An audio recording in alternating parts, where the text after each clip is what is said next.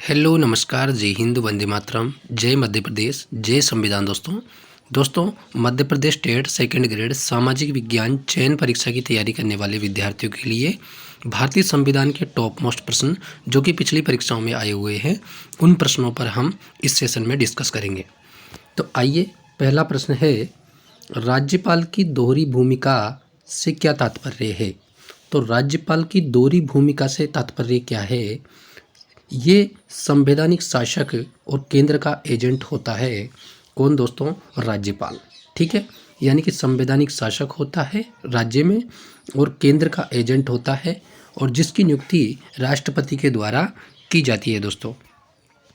और ये राष्ट्रपति के प्रसाद पर्यंत ही काम करते हैं, यानी कि राष्ट्रपति इनको 2 साल के लिए काम करवाए तो 2 साल के लिए करना पड़ेगा, पूरे 5 साल के लिए करवाए तो पूरे 5 साल के लिए करना पड़ेगा। ठीक है, और राज्यपाल के उल्लेख की बात करें दोस्तों तो ये भारतीय संविधान के अनुच्छेद 155 में राज्यपाल का उल्लेख है दोस्तों। ठीक है, आगे देखिए आप, सिक्किम को भारतीय संघ में शामिल करने के लिए संविधान में क्या किया गया।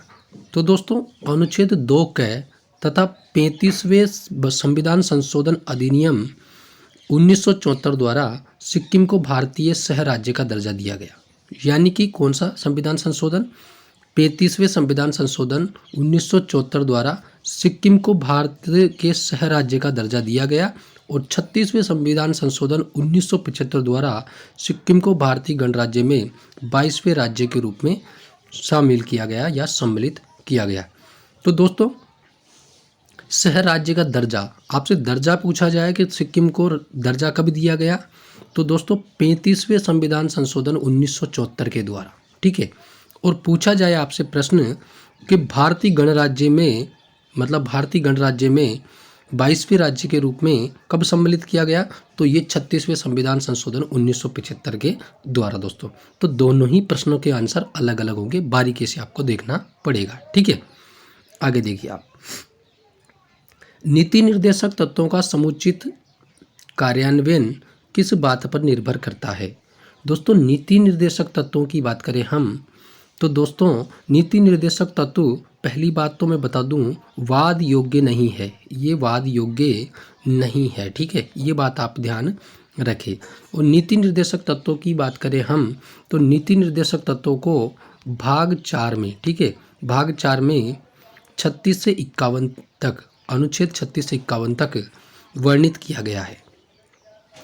और प्रश्न आपसे पूछा है, नीति निर्देशक तत्वों का समुचित कार्यान्वयन किस बात पर निर्भर करता है, तो सरकार की इच्छा शक्ति और पर्याप्त साधनों यानी कि धन की उपलब्धता पर निर्भर करता है दोस्तों। ठीक है, आगे देखिए, संविधान के किस भाग में किन अनुच्छेदों में राज्य के नीति संबंधी निर्देश दिए गए हैं। तो दोस्तों संविधान के भाग 4 में, मैंने अभी जस्ट बताया इस वाले प्रश्न में। ठीक है, भाग 4 में अनुच्छेद 36 से 51 तक नीति निर्देशक तत्वों का वर्णन किया गया है। आगे देखिए आप, मृत्युदंड को कौन क्षमा कर सकता है। तो दोस्तों मृत्युदंड को भारत का राष्ट्रपति ही, यानी कि केवल राष्ट्रपति ही क्षमा कर सकता है और ये अनुच्छेद 72(1) ठीक है, 72(1) के तहत करता है दोस्तों। ठीक है, आगे देखिए आप, भारतीय संसद की आकलन समिति का गठन होता है। तो दोस्तों भारतीय संसद की आकलन समिति है, उसका गठन केवल लोकसभा सदस्यों से होता है दोस्तों। किससे? केवल लोकसभा सदस्यों से होता है दोस्तों। और आकलन समिति में अध्यक्ष सहित टोटल 15 सदस्य होते हैं दोस्तों। कितने सदस्य होते हैं? टोटल 15 सदस्य होते हैं दोस्तों। भारतीय संसद की बात आई है दोस्तों, तो भारतीय संसद पे भी डिस्कस कर लेते हैं। भारतीय संसद में अधिकतम 550 सदस्य रखे गए हैं, जिनमें से 530 तो राज्यों से हैं और 20 यूटी यानी कि केंद्र शासित प्रदेशों से निर्वाचित होकर आएंगे दोस्तों। और वर्तमान में भारतीय की जो संसद है उसमें लोकसभा में टोटल 543, ठीक है, 543 निर्वाचित सदस्य हैं दोस्तों। ठीक है, आगे देखिए आप, भारत सरकार द्वारा गठित प्रशासनिक सुधार आयोग की प्रथम अध्यक्षता किसने करी थी?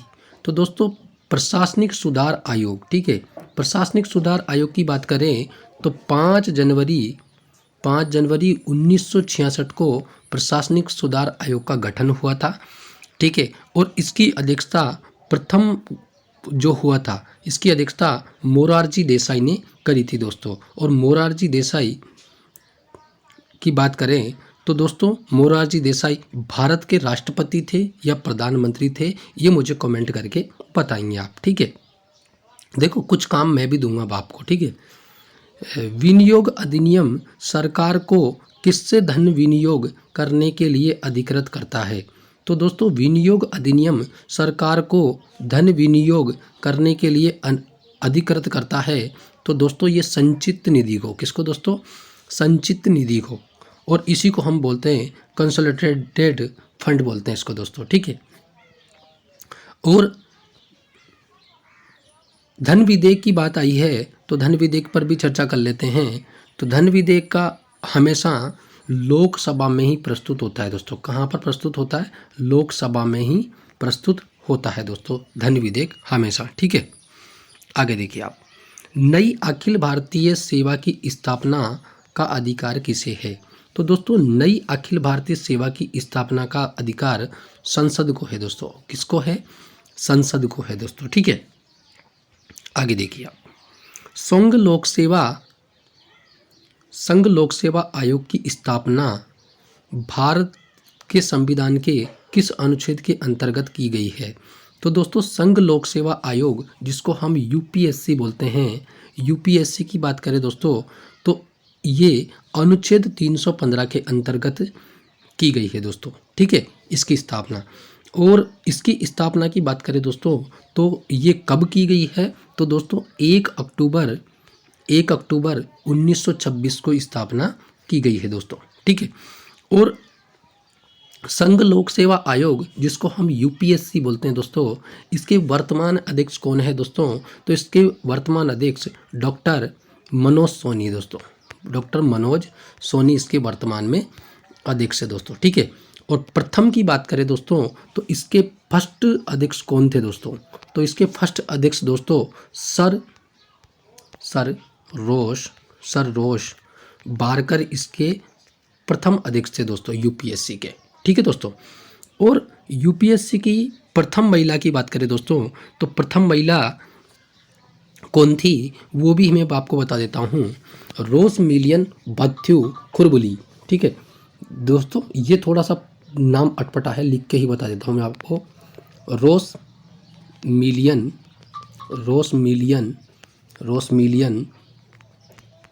मैथ्यू खरबुली,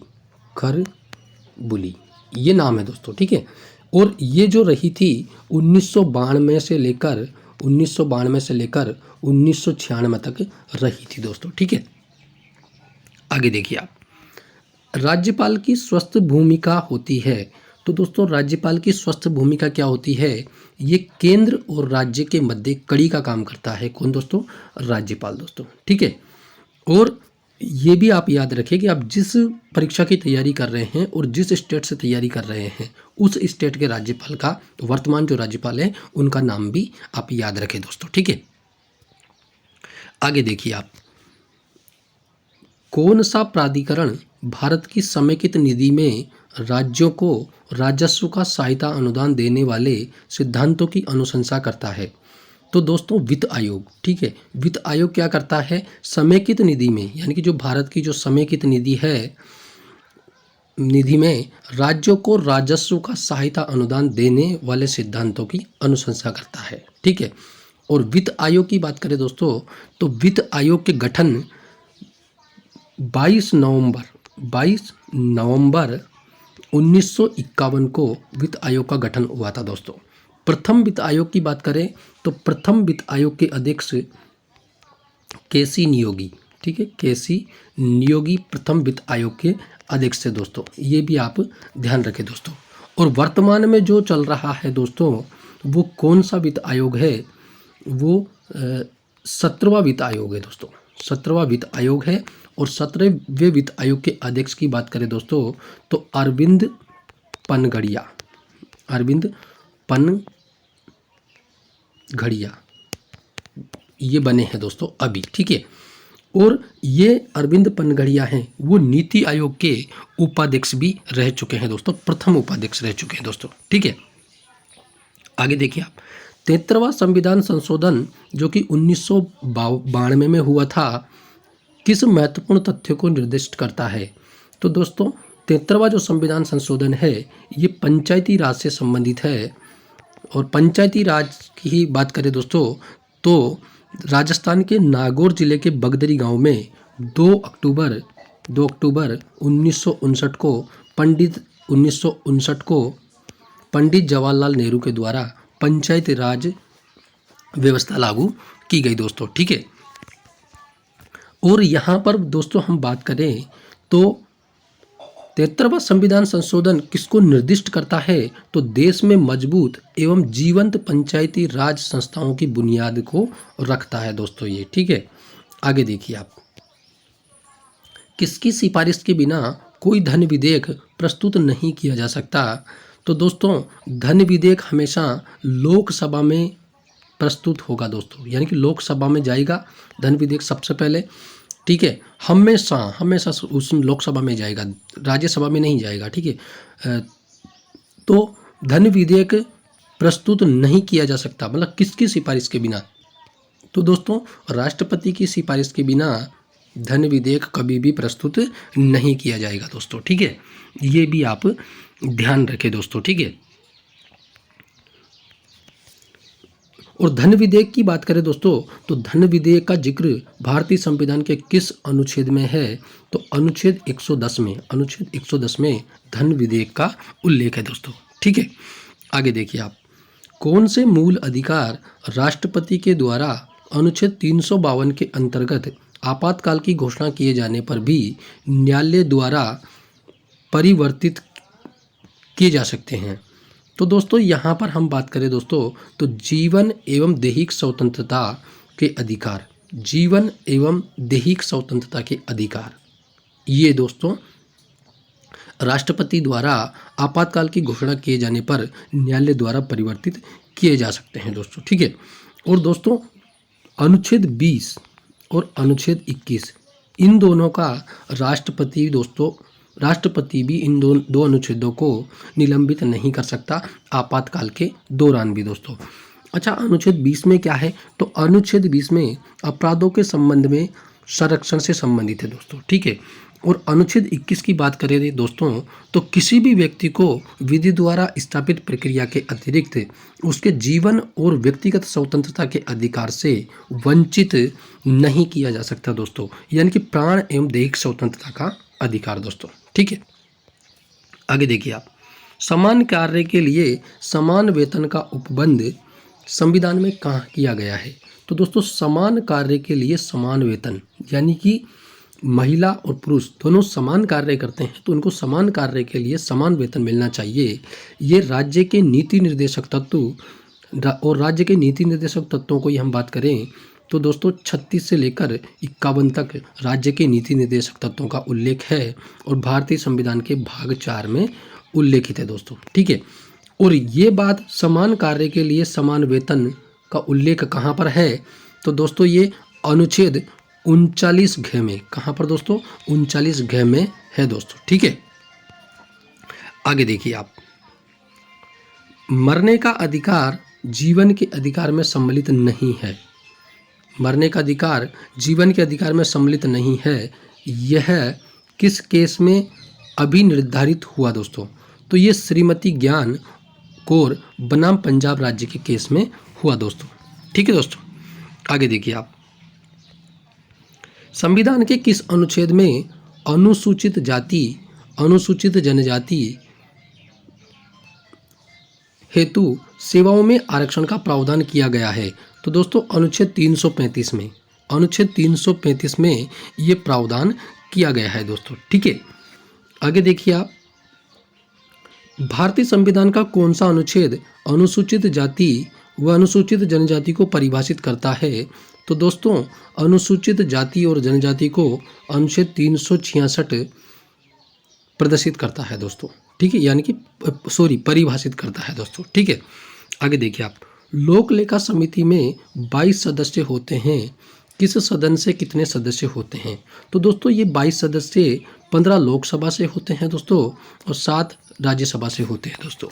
और लोक लेखा समिति के अध्यक्ष की बात करें दोस्तों, तो वर्तमान में लोक लेखा समिति के जो अध्यक्ष हैं दोस्तों, वो अध्यक्ष कौन है दोस्तों? अधीर रंजन चौधरी, अधीर रंजन चौधरी दोस्तों, ये इसके वर्तमान अध्यक्ष है दोस्तों, ठीक है। और लोक उपक्रम समिति के अध्यक्ष की बात करें दोस्तों, तो लोक उपक्रम समिति है, ठीक है, लोक उपक्रम समिति। तो इसकी बात करें दोस्तों, तो इसके कौन है दोस्तों? इसके संतोष कुमार गंगवार, ये इसके अध्यक्ष है दोस्तों, ठीक है। और यहाँ पर हम बात करें लोक उपक्रम समिति में सदस्य की, तो 15 लोकसभा से होते हैं और 7 राज्यसभा से होते हैं दोस्तों, ये भी आप ध्यान रखें दोस्तों, ठीक है। और एक और आता है प्राक्कलन समिति दोस्तों, प्राक्कलन समिति, ठीक है। तो प्राक्कलन समिति के अध्यक्ष की बात करें दोस्तों, तो इसके अध्यक्ष कौन है? तो इसके अध्यक्ष दोस्तों संजय जायसवाल है दोस्तों। कौन है? संजय जायसवाल, ठीक है, संजय जायसवाल इसके अध्यक्ष हैं। और प्राक्कलन समिति में सदस्यों की बात करें दोस्तों, तो इसमें 30 सदस्य होते हैं और पूरे के पूरे लोकसभा से होते हैं दोस्तों। तो ये था आज का top most session. Next session के साथ में कल फिर मिलेंगे, तब तक के लिए नमस्कार, धन्यवाद। चैनल को सब्सक्राइब नहीं किया है तो चैनल को सब्सक्राइब कर लीजिए, बेल आइकन को प्रेस कर लीजिए ताकि आने वाली वीडियो का नोटिफिकेशन आपको तुरंत मिल सके। और दोस्तों आपके व्हाट्सएप स्टेटस पर, फेसबुक स्टेटस पर और दोस्तों तक शेयर करना न भूलें दोस्तों। देखो आप जितना शेयर करेंगे, जितना